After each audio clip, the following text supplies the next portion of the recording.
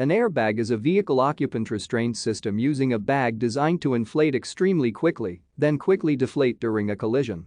It consists of the airbag cushion, a flexible fabric bag, an inflation module, and an impact sensor. The purpose of the airbag is to provide a vehicle occupant with a soft cushioning and restraint during a collision. It can reduce injuries between the flailing occupant and the interior of the vehicle.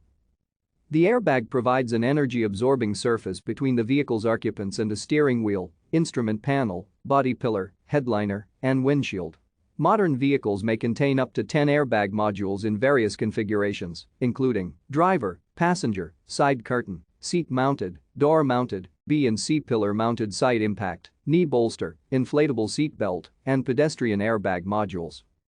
During a crash, the vehicle's crash sensors provide crucial information to the airbag electronic controller unit, including collision type, angle, and severity of impact. Thank you for watching. Like and subscribe if you would like to view more of our videos. Have a nice day.